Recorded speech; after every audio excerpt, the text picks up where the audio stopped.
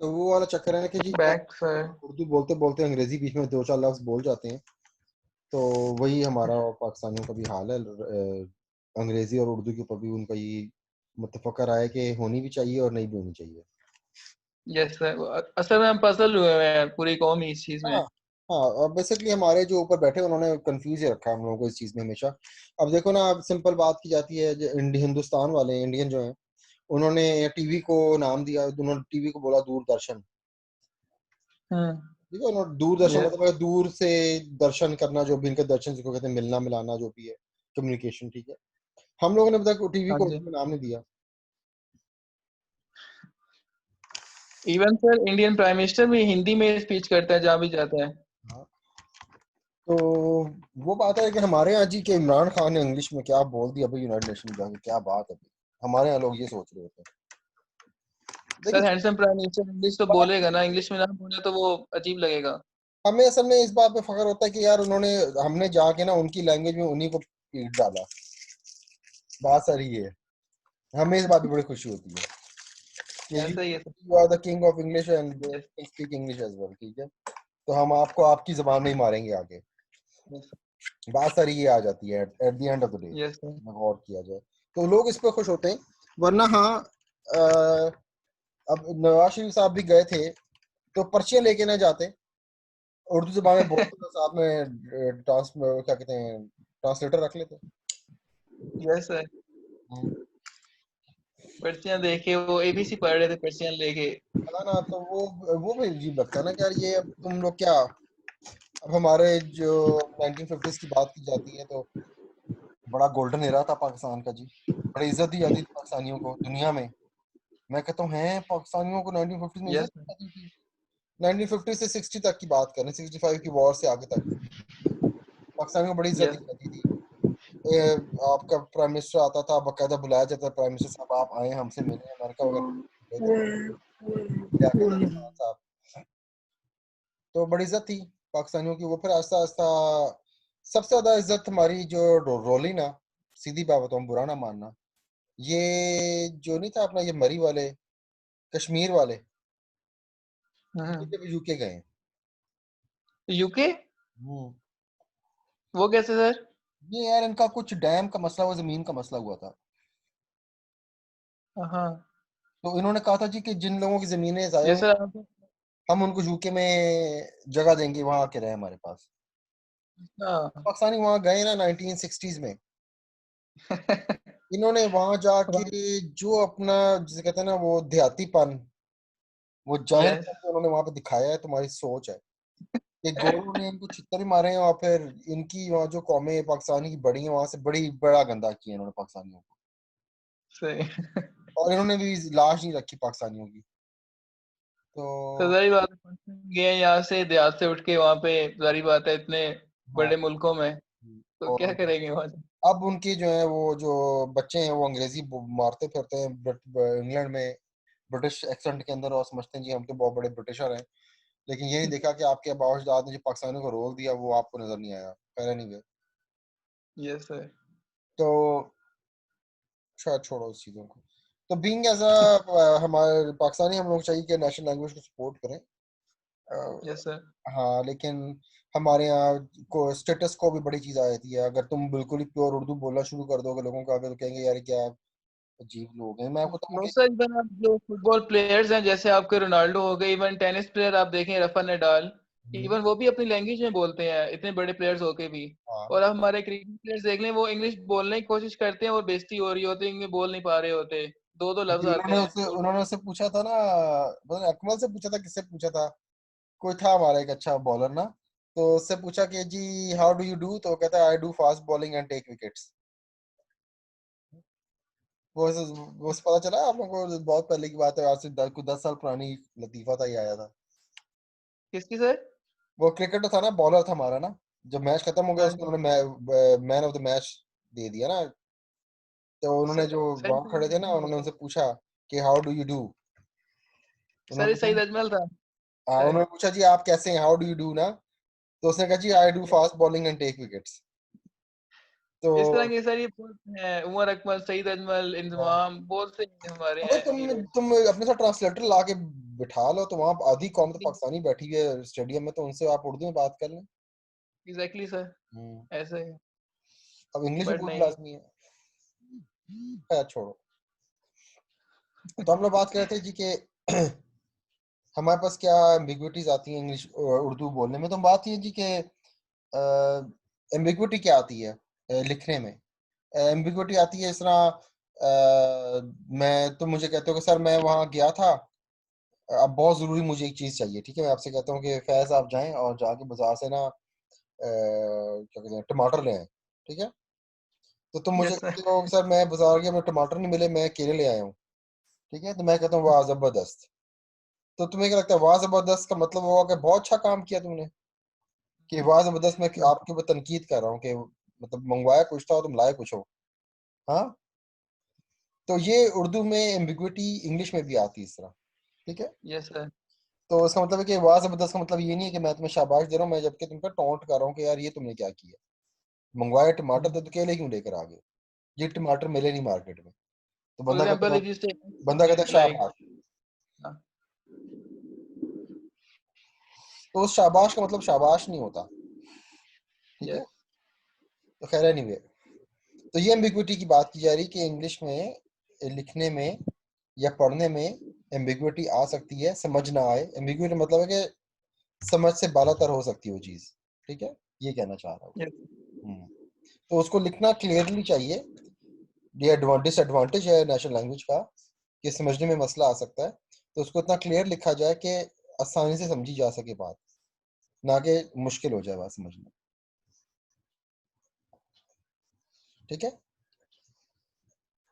तो requirement yes sir. Of conceptional model. अब कहते हैं जी कि अब नेशनल लैंग्वेज में हमारे पास मसले आते हैं, तो हम उन मसलों को हल करते हैं किस तरह, मॉडलिंग करके। मॉडलिंग पे तुम लोग परेशान हो ना, मॉडल का मतलब ये नहीं होता कि मैं कोई कोडिंग कर दूंगा या मैं कोई पाकिस्तान का नया निज़ाम ले आऊंगा। कोडिंग का मतलब है डायग्राम बना के दिखाई जाती है, मॉडल का मतलब है डायग्राम बना के दिखाई जाती है, ठीक है। और यस मॉडल का सर। मतलब ये होता है कि जो डायग्राम बनाएंगे उसमें जो आप ट्राइंगल्स बनाएंगे, रेक्टेंगल्स बनाएंगे, ओवल्स बनाएंगे, डायमंड्स बनाएंगे, जो एरोस लगाएंगे उनका मतलब होगा, ये मॉडल होगा, ठीक है। Yes sir. तो मॉडलिंग लैंग्वेज के अंदर स्पेशल मॉडलिंग की जाती है, उसके जो डायमंड होता है उसका मतलब होता है। हाँ, हमें पता है ना डायमंड हम लोग क्यों बनाते हैं, जब हमें डिसीजन लेना होता है, yes no, if else, true false, diamond वही लगाते हैं ना। Yes sir. तो बस ये चीज ये भी बताया जा रहा है कि वो डायग्राम बनाई जाती है, उसके अंदर हम लोग जो डायमंड इस्तेमाल करते हैं, जो हम लोग रेक्टेंगल इस्तेमाल करते हैं, उनका अलग मतलब होता है, वो समझने पड़ते हैं आपको, ठीक है। इसके अंदर जो एक प्रॉब्लम आती है हम लोग को ये कंडीशन आती आ है, जाती है। Yes sir. हाँ, जो प्रॉब्लम ये आती है कि उस मॉडलिंग की जो स्ट्रक्चर है उसको सीखना पड़ता है आपको, ठीक है। तो वो इतना आसानी से समझ आने वाली बात नहीं है। ऐसा मैं आप लोगों को अगर एक मॉडलिंग दिखा दूं, छठे चैप्टर में आते हैं, मैं आपको 4.2.3 पे है ना, याद रखना, ठीक है। छठे चैप्टर में आ जाए, मैं आपको एक चीज दिखाता हूँ।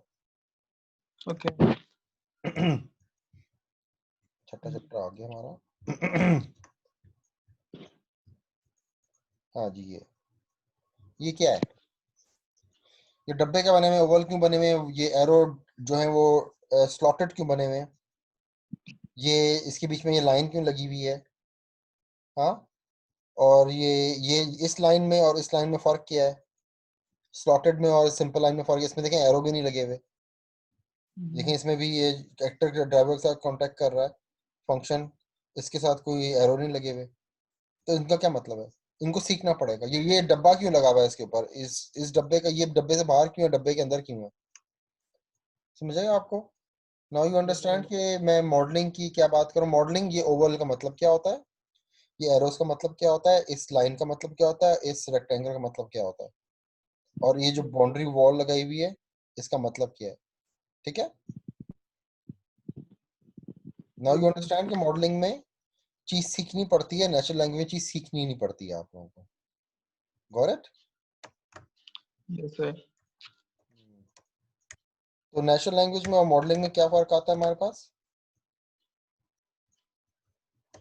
सर एम्बिग्यूटीज आ जाती हैं लैंग्वेज में और सीखनी पड़ती है डायग्राम वगैरह हाँ प्रिंट मॉडलिंग करके। के अंदर, ठीक है। ओके। हम्म तो हमारे जो कॉन्सेप्शन मॉडल्स होते हैं वो एम्बिग्विटी को डिक्रीज कर देते हैं, समझना आसान हो जाता है। Yes sir. जब आप उसकी मॉडलिंग को समझ लेते हैं तो फिर आपको एम्बिग्विटी गिर जाती है, आप समझ सकते हैं बेहतर तरीके से, ठीक है। कहते हैं जी however using conception model language for requirement documentation requires specific knowledge of modelling. तो ये नॉलेज जो है ये बड़ी इंपॉर्टेंट है, ठीक है। तो इसमें कहते हैं following list include short descriptions of the most important diagrams discuss in chapter number 6, जो मैं आपको भी चैप्टर नंबर 6 पे उठा के ले गया था ना। तो इसमें पहली चीज जो है वो है overview of the system. Overview of the system आप लोगों को नजर आएगा यूज केस डायग्राम से। अभी जो मैंने आपको डायग्राम दिखाई थी वो यूज केस था। उसमें उसने बड़ा बड़ा दिखाया कि एक सिस्टम है, उसमें क्या फंक्शंस हैं, उसके साथ कौन लोग इंटरेक्ट कर रहे हैं, ठीक है। तो ये क्विक ओवरव्यू है, आपको सिस्टम के बारे में बताता है कि सिस्टम में एक्टर कौन से हैं जिन जो सिस्टम से इंटरेक्ट कर सकते हैं, ठीक है। फंक्शनैलिटीज डाली जाती हैं उसके अंदर, जिस अंदर अंदर ओवर लगे हुए थे वो फंक्शनैलिटीज थी, ठीक है। तो डिस्क्राइब करता है कौन सी फंक्शनैलिटीज जो सिस्टम का पार्ट है, ठीक है, रिलेटेड है या पर्टेन करते हैं। पर्टेन मतलब है कि उसका हिस्सा है, pertaining to the system, system का हिस्सा है, ठीक है, जब सिस्टम में इंक्लूडेड है। पर्टेन का मतलब होता है इंक्लूड करना, उसका हिस्सा बना देना। पर्टेन अंग्रेजी का वर्ड है, नया वर्ड होगा आप लोगों के लिए पर्टेन। पर्टेन का मतलब होता है हिस्सा बनाना, ठीक है। Yes sir. कहता है however use case do not describe responsibilities that the functions have in detail। तो बस ओवर जनरल डब्बा बना के दिखा दिया जी ये फंक्शन है, अंदर फंक्शन के अंदर क्या है वो डिफाइन नहीं किया उसने।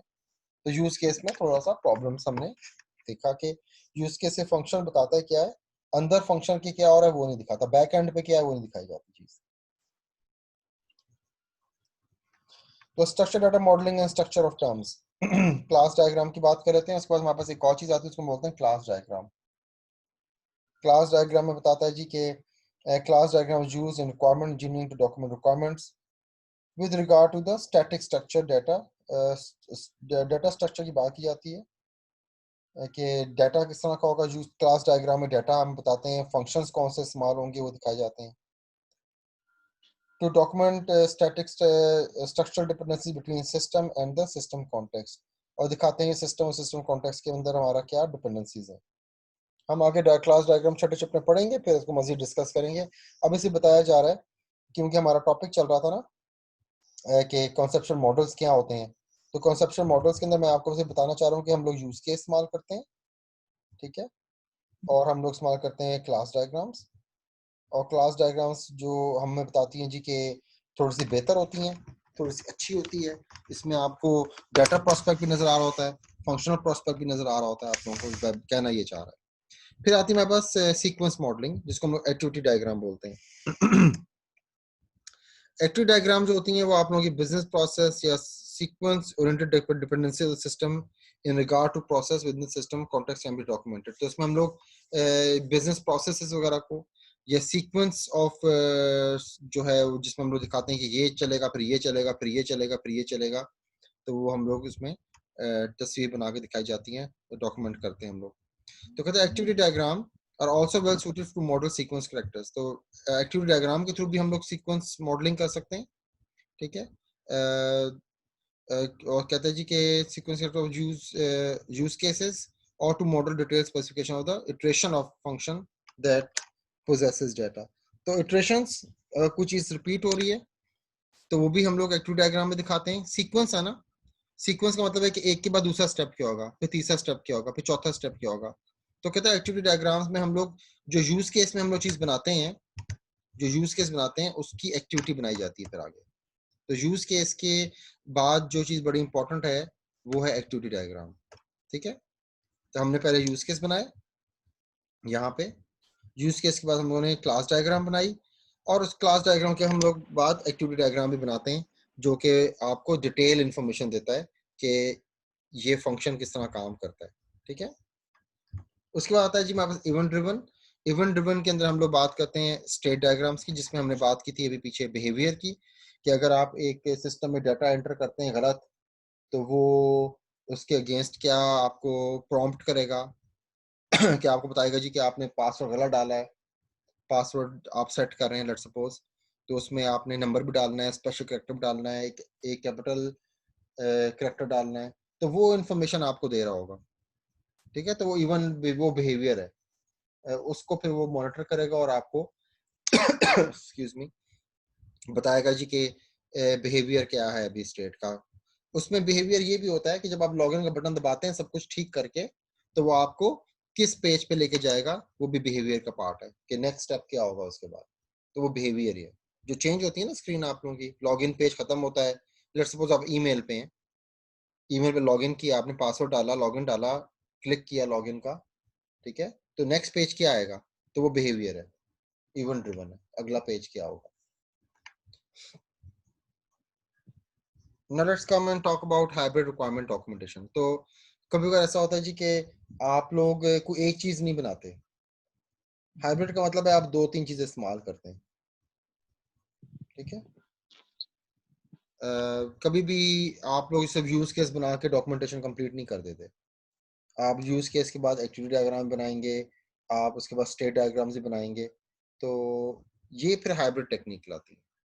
तो requirement documents first and foremost contain requirements, लाजमी है, रिक्वायरमेंट्स तो मेन चीज है जो कि डॉक्यूमेंट को हेल्प करेंगी बनाने में।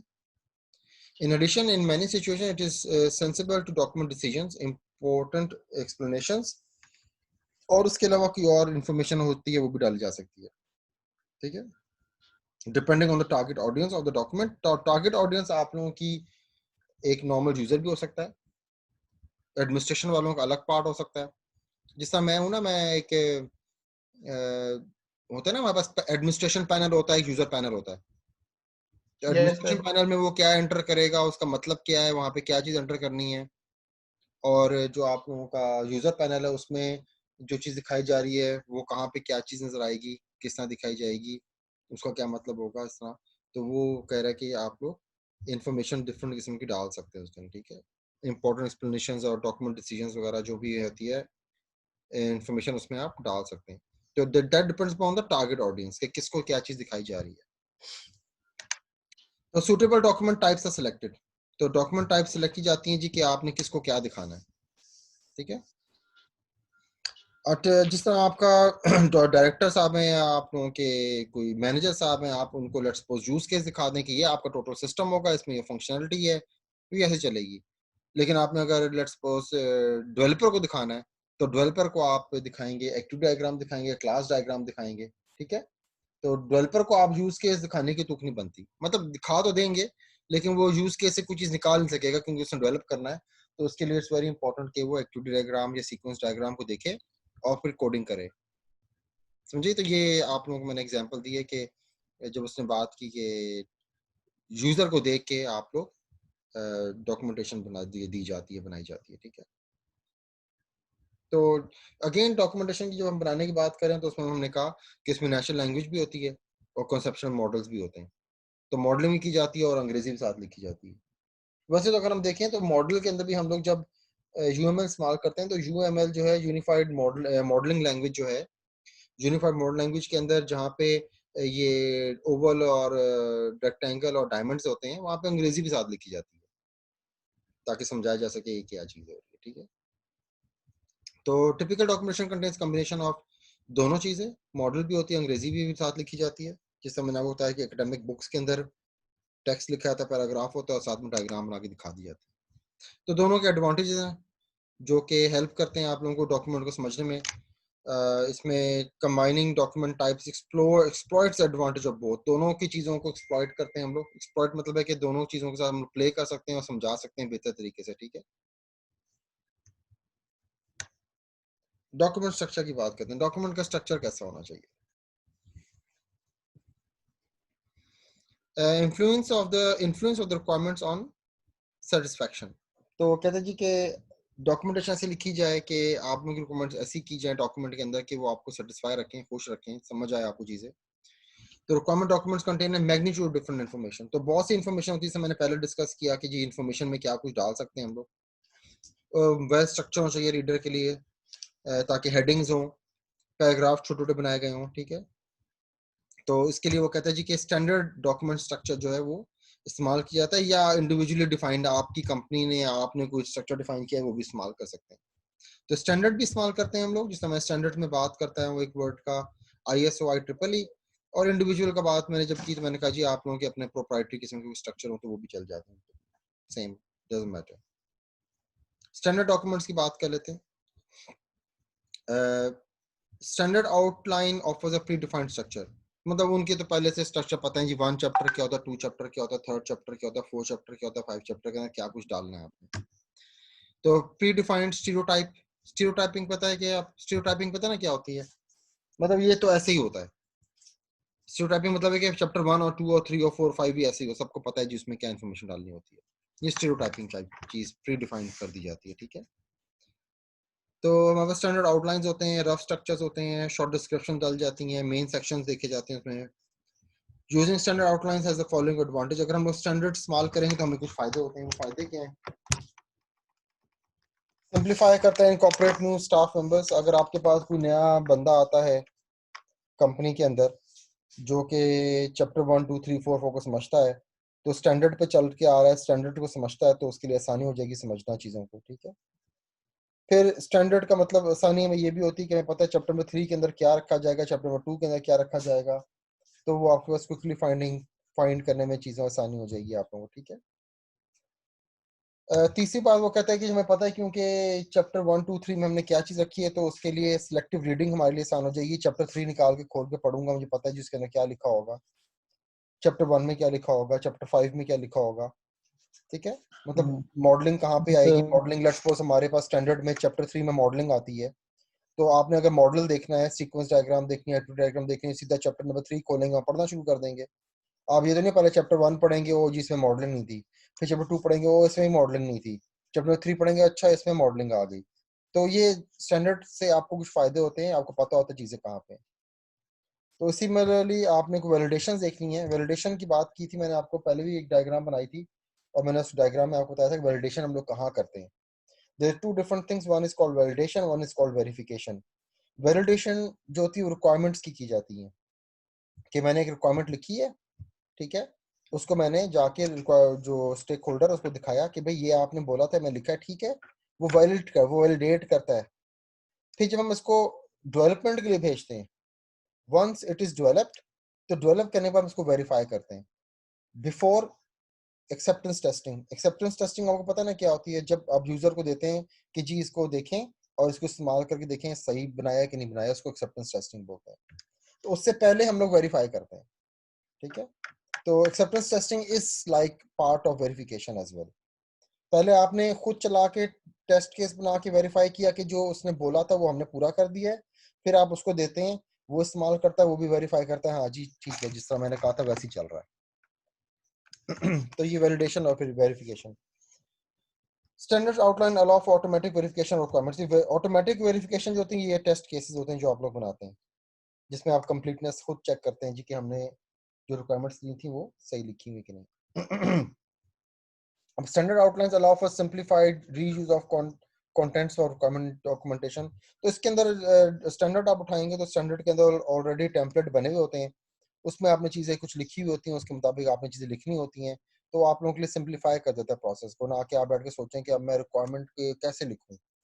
अब लेट्स सपोज अगर ये एक मेरे पास टेम्पलेट है, समझो ये स्टैंडर्ड है मेरे पास, और इसमें मैं कहता हूँ रिक्वायरमेंट आईडी लिखें, नेम लिखें, डिस्क्रिप्शन लिखें। अब आपको सोचना तो नहीं पड़ेगा ना रिक्वायरमेंट आईडी में लिखूं कि ना लिखूं, नाम बनाऊं लिखूं कि ना, डिस्क्रिप्शन डालूं कि ना डालूं, ये ऑलरेडी टेम्पलेट में पड़े हुए हैं। लेट्स सपोज ये स्टैंडर्ड डॉक्यूमेंट है, आपने यहाँ लिखना है 1, या नाम देना है, डिस्क्रिप्शन लिखनी है, काम स्टार्ट हो जाएगा। समझ आइए आपको। तो जो आपके स्टैंडर्ड्स होते हैं वो आप लोगों को हेल्पफुल इस तरह होते हैं। तो it must be noted that these structures must be tailored with regard to specific project properties. इसमें कुछ चीजें आपको टेलर करनी पड़ती हैं। लेट्स सपोज अब ये जो डॉक्यूमेंट मैंने आपको दिखाया है, आगे मैं दिखाऊंगा एक और डॉक्यूमेंट आप लोगों को, उसके अंदर लेट्स सपोज 15 फील्ड्स हैं जो जिसको आपने फिल करना है, लेकिन 15 फील्ड्स में से लाजमी नहीं 15 फील्ड्स ही भरे बैठ के। आप कहते हैं नहीं जी इस प्रोजेक्ट में 5 फील्ड्स बहुत हैं, बाकी 10 फील्ड्स डिलीट कर दो, तो डिलीट कर दी जाती है, ठीक है। The following paragraphs, three of the most widely used standard document structures are introduced. तो कहते हैं पैराग्राफिंग जो होती है वो किस तरह की जाती है, उसमें क्या इन्फॉर्मेशन होती है, बस आपने वो वहाँ पे फिलअप करना होता है, तो आप लोगों के लिए हेल्पफुल होता है, क्योंकि वो स्टैंडर्डाइज डॉक्यूमेंटेशन होती है, उसमें वो चीज़ ऐसे ही लिखी जाती है, तो आप भी वैसे ही लिखते जाते हैं, ठीक है। अब इसमें पास रैशनल यूनिफाइड प्रोसेस है। अच्छा जी, इसमें ये एक तरीका कार है डॉक्यूमेंटेशन लिखने का, रैशनल यूनिफाइड प्रोसेस, RUP कहलाता है। फिर ये देखिए हमारे पास नीचे ISO और IEEE स्टैंडर्ड भी आ गए, ठीक है। रैशनल यूनिफाइड प्रोसेस में हम लोग क्या करते हैं, अगर आप लोग ये मेथड इस्तेमाल कर रहे हैं डॉक्यूमेंटेशन करने के लिए, usually use for software system that develop using object oriented methods. तो इसमें अगर आप लोगों का वो चीज़ें रिक्वायरमेंट्स लिखते हैं सॉफ्टवेयर की जो कि ऑब्जेक्ट ओरिएंटेड मेथड के थ्रू आती हैं। तो क्लाइंट जो होता है वो बिजनेस मॉडल क्रिएट करता है that contains different artifacts from the business environment, ठीक है। मतलब बिजनेस के रूल्स क्या हैं, बिजनेस का यूज केस क्या है, बिजनेस के गोल्स क्या हैं, और वो जो चीज़ें आपने डिफाइन की बिजनेस एनवायरनमेंट से, वो सर्व करती हैं as a basis for requirements of the system over the course of development, और उस चीज़ों की बेस पे आप पूरा प्रोजेक्ट डेवलप कर देते हैं। तो यूजली रैशनल यूनिफाइड प्रोसेस अगर देखा जाए तो ये आपका जो है ना कंपनी वाले, ये वो बना के देते हैं आपको कि हमें ये बना के दें आप। मतलब मैं तुम्हें एक किताब दे दूं, उसमें तस्वीरें वगैरह डाल के, जी मुझे ये इंटरफेस चाहिए, मुझे ये यूज केस बना दें, मुझे आप इसके एक्टिविटी डायग्राम, सीक्वेंस डायग्राम्स बना दें, या स्टेट डायग्राम्स बना दें, और ये चीज़ आप मुझे सिस्टम पे बना के दे दें। तो वो आपको जो चीज़ पकड़ा दी जाती है उसको रैशनल यूनिफाइड प्रोसेस बोलते हैं, क्योंकि यूनिफाइड हो गया ना, आपका काम ही बच गया, आपने रिक्वायरमेंट्स गैदर ही नहीं की, उन्होंने सब कुछ पकड़ा दिया आपको। तो रैशनल यूनिफाइड प्रोसेस में आपको बहुत सारी चीज़ें वो पकड़ा देते हैं आपको, और आप बना के उनको दे देते हैं, ठीक है। The contractor uses a structure of software requirement specification, SRS इस्तेमाल की जाती है to document all software requirements, और SRS से ही आप requirements निकाल के वो जो आपकी थी एक्टिविटी डायग्राम्स, सीक्वेंस डायग्राम्स, वो उससे खुद क्रिएट करते हैं, और फिर उसको डॉक्यूमेंट, उसको प्रोडक्ट बना के दिया जाता है। तो कहते हैं structure closely related to ISO, EC, IEEE के स्टैंडर्ड के मुताबिक है, जो कि यहाँ पर डिस्कस किया गया है। ये दूसरा स्टैंडर्ड है। इसके ओके सर। इस स्टैंडर्ड में हम लोग क्या करते हैं, इस स्टैंडर्ड में ISO का जो स्टैंडर्ड है contains outline design for documentation software. इसके अंदर वही टेम्पलेट्स वाली बात जो मैं कर रहा था कि डॉक्यूमेंट अगर आपके पास है, एक है, पहले में तो डॉक्यूमेंट बना के दिया कंपनी ने, जिसने प्रोडक्ट बनवाना है। इसके अंदर क्या होता है, डॉक्यूमेंट ऑनलाइन मिल जाएगा आप लोगों को, और उसके अंदर चीज़ें डिवीजन हुई होगी चैप्टर वाइज, टॉपिक वाइज, और आपने जी उनको लेके चलना है, उसके मुताबिक आपने चीज़ें भरते जाना है। इसमें चैप्टर 1 बाय 1 होगा, इंट्रोडक्शन इन्फॉर्मेशन होगी, चैप्टर लिस्टिंग डायग्राम्स और डॉक्यूमेंटेशन स्पेसिफिकेशन दी जाएगी, स्पेसिफिक रिक्वायरमेंट्स के बारे में एक अलग चैप्टर होगा, मेजरमेंट्स और वेरिफिकेशंस के लिए अलग चैप्टर होगा, अपेंडिसेस वगैरह के लिए अलग चैप्टर होगा। तो इस तरह के चैप्टर बना के दे दिए जाते हैं, ठीक है। Okay sir. फिर आता है जी हमारे पास एक और मेथड, उसको हम लोग बोलते हैं we model. German federal ministry of interior defines different structure, ये जर्मन स्टैंडर्ड है, आई डोंट नो होगा। Customer requirement specification, customer requirement specification ली जाती है कस्टमर से कि कस्टमर क्या चाहता है। ये CRS है, SRS नहीं है, ठीक है।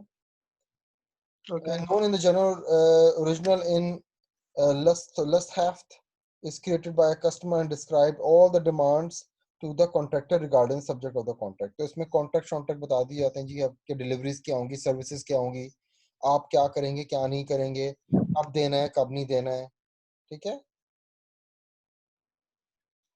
और 4 हफ्ते में देना है, 5 हफ्ते में देना है, आप हमें इटरेटिव बना के देंगे, हर हफ्ते आप हमारे से मीटिंग करेंगे, सब कुछ कस्टमर बना बताएगा आपको। ये जर्मन वी मॉडल की बात हो रही है, ठीक है। In addition, in many cases, demands of the user, including all constraints of the system and the development process, are documented. अब इसमें जितना भी आप लोग काम करेंगे सारा आप लोग डॉक्यूमेंट खुद बनाएंगे। देखो the customer requirement specification usually describe what is made for what, उसमें से इतना बता दिया जाता है क्या चीज बनाएंगे और वो किसके साथ कनेक्ट होगी। उसमें फिर आप लोग SRS की भी जहाँ पे कस्टमर रिक्वायरमेंट स्पेसिफिकेशन ली हो, आपने सिस्टम रिक्वायरमेंट स्पेसिफिकेशन भी लेनी होती है, ठीक है। फ्लिपशॉन्ट हेफ्ट जो भी है उसका नाम आई don't no, is based on the customer requirement specification and contains the implementation suggestions that the contractor has elaborated. इसके अंदर वो चीज़ें डिस्कस की जाती है जो सिस्टम में जो आपका जो कॉन्ट्रैक्टर है, जिससे आपने जो कंपनी है जिसका काम पे कर रहे हैं, उसने जो बता दिया वो चीज़ बनाते हैं. Therefore, system requirement specification is a refinement of the requirements and constraints of the customer requirement specification. तो वो आपको बताते हैं जी हमारी क्या requirements हैं और हमारे क्या constraints हैं. तो आप लोग उसके मुताबिक देख के डॉक्यूमेंट क्रिएट कर देते हो. जो चौथा पार्ट आता है जो इम्पोर्टेंट है वो आता है स्टैंडर्डाइज वाला. जैसे मैंने पहले बताया स्टैंडर्डाइज, आप अपनी मर्जी से चीज बनाते हैं. बस वो कहते हैं जी जब आप अपनी मर्जी से चीज बना रहे होते हैं तो उसमें कुछ चीजों का ख्याल रखें. और जो ख्याल रखना है कुछ चीजों का वो ये कि इंट्रोडक्शन होना चाहिए उसके अंदर एक चैप्टर जिसमें आप पर्पस बता दें कि आपका पर्पस क्या है, सिस्टम कवरेज क्या है आपकी. समझने का ना आप लोगों का सिस्टम के कॉन्टेक्स्ट क्या है, सिस्टम का सिस्टम और सिस्टम कॉन्टेक्स्ट डायग्राम बनाई जाती है. इसके अंदर आप लोग सिस्टम के गोल भी डिस्कस करते हैं कि सिस्टम का गोल क्या है. आपको याद है ना पीछे हमने गोल पढ़े, यस सर. मैंने आपको गोल्स के बारे में बात की थी, कुछ एडवांटेजेस के बारे में बात करी है, स्टेक होल्डर्स कौन होंगे उनके बारे में एक सेक्शन बना दिया जाता है. डेफिनेशंस, एक्रोनिम्स और वो जो होते हैं वो ग्लोसरीज बना के डाली जाती हैं, आपको मैंने पहले बताया था. ठीक है, एक्रोनिम्स हो गए, एब्रिविएशंस हो गए, डेफिनेशंस हो गई, रेफरेंसेस डाले जाते हैं, ओवरव्यू डाला जाता है. ठीक है, at the end of the introduction chapter आप एक ओवरव्यू देते हैं जिसमें समरी नहीं होती कि हमने, आपने भी देखा होगा शायद, आप लोग जो भी फाइनल ईयर प्रोजेक्ट करेंगे ना उसमें भी आप लोग हर चैप्टर के एंड में इस तरह ओवरव्यू देंगे कि आपने इस चैप्टर में क्या बताया, क्या बोला. समझो कि शॉर्ट समरी. एब्स्ट्रैक्ट की तरह चीज होती है. Yes sir. ठीक है, फिर जनरल ओवरव्यू होता है. इस सेक्शन के अंदर आप लोग बताते हैं सिस्टम एनवायरनमेंट क्या है, आर्किटेक्चर डिस्क्रिप्शन दी जाती हैं, सिस्टम फंक्शनलिटीज के बारे में डिस्कस करते हैं, यूजर टारगेट ऑडियंस कौन होगा, मतलब ये आप टेस्ट केस वालों को देंगे या आप डेवलपर को देंगे या आप मैनेजर को बताएंगे या आप एक उसकी कंपनी के जनरल एम्प्लॉय को ये इन्फॉर्मेशन देंगे, तो ये वो टारगेट ऑडियंस है. कंस्ट्रेंट्स बताए जाते हैं कि क्या मसले आ सकते हैं, इसके अंदर वो लिखे जाते हैं. अजम्पशंस हैं, ठीक है, कि जी not implementation certain aspects of system due to budgeting reason, time खत्म हो रहा था तो हम नहीं बना सके, अगले इटरेशन में बना देंगे, या हम लोग उसको जब अपडेट करेंगे पूरा प्रोजेक्ट बनने के बाद तब बना देंगे आप लोगों को. तो इस तरह की चीज़ें अजम्पशंस की जाती हैं, वो डाल दी जाती हैं. फिर आता है जी आपको रिक्वायरमेंट्स का. इस पार्ट के अंदर आप फंक्शन रिक्वायरमेंट्स लिखते हैं सारी और क्वालिटी रिक्वायरमेंट्स लिखते हैं. रिक्वायरमेंट्स का चैप्टर होता है. अपेंडिसेस आते हैं, अपेंडिसेस के पहले भी जिक्र हुआ हमारे पास कि अपेंडिस में जैसा ग्लॉसरीज वगैरह है, इंडेक्सिंग होती है. ठीक है, बैकग्राउंड इन्फॉर्मेशन को डालनी है आपने किसी चीज की तो वो अपेंडिसेस में डाल देते हैं. अपेंडिस होता है ना, लेट्स सपोज मैं कहता हूँ जी कि ये काम हम लोग IEEE के डॉक्यूमेंट नंबर 10 के मुताबिक करेंगे, तो उसमें लिखा जाता है फिर कि जी डॉक्यूमेंट नंबर 10 जो है वो आखिर में हमने अटैच कर दिया, पढ़ना चाहते हो तो पढ़ लेना उसके मुताबिक उसमें क्या स्टैंडर्ड है, तो वो अपेंडिस डाल दिया जाता है. ठीक है, इंडेक्सिंग तो करनी पड़ेंगी आप लोगों को क्योंकि इंडेक्स में टेबल होती हैं, फिगर्स होती हैं. हाँ, इसमें भी इंडेक्स बना हुआ है इस चैप्टर के अंदर, इसमें इंडेक्स बने हैं. ये इंडेक्स है, देखें ये किधर गया, होगा सर. मैं बताता हूँ ना, सब्र करो ना. ये देखें, ये दिस इज इंडेक्स. ठीक है, इसके अंदर इंडेक्स के अंदर इसने डायग्राम्स का इंडेक्सिंग की है. ये 8वां चैप्टर है, 9वां चैप्टर है. नहीं की हुई. भी होगा. ये देखें रेफरेंसेस के लिए बताया, रेफरेंस आखिर में है. लेकिन कुछ लोग जो होते हैं वो क्या करते हैं, वो भी करते हैं अपनी ना डायग्राम्स की भी इंडेक्सिंग करते हैं, टेबल्स की भी इंडेक्सिंग करते हैं कि मैं कितनी डायग्राम्स बनाई हैं, कितनी टेबल्स बनाई हैं, वो कहाँ पे किस पेज पे हैं, वो भी करते हैं. ठीक है.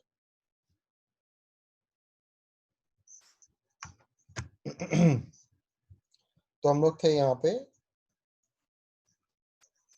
हाँ अपेंडिसेस की बात कर रहे थे, इंडेक्स की बात कर रहे थे. ठीक है, स्ट्रक्चर ऑफ द चैप्टर्स किस तरह होंगे वो नजर आ जाते हैं. यहीं रोकेंगे. यूजिंग रिक्वायरमेंट डॉक्यूमेंटेशन 4.4 इंशाल्लाह नेक्स्ट टाइम पढ़ेंगे. ठीक है, तो रिक्वायरमेंट्स, यूजिंग रिक्वायरमेंट्स डॉक्यूमेंट्स को हम किस तरह इस्तेमाल करते हैं आगे पढ़ेंगे. इसके लिखने से हमें क्या फ़ायदा होगा वो आगे हम डिस्कस करेंगे. तो थर्सडे को मिलेंगे इंशाल्लाह, फिर इसको हम लोग मज़ीद डिस्कस करेंगे. ठीक है. फिल वक्त एनी क्वेश्चन, आप लोग कुछ सवाल ओके सर। से पूछना चाहते हो तो जी बस 5 मिनट हैं, we are open, if you have any question you can ask. No sir, okay बहुत पढ़ लिया आज। ऑलराइट देन, 2.5 घंटे ही पढ़ा है, मगर ज्यादा तो पढ़ा नहीं आज, 2.5 से 5। 2.5 घंटे ही बहुत होता है। सर थर्सडे की जरूरत है आप सर जितना पढ़। जी बिल्कुल, थर्सडे क्लास होगी। ओके, अल्लाह ओके हाफिज। Sir, take care. अल्लाह अल्लाह हाफिज। हाफिज। सर अटेंडेंस नहीं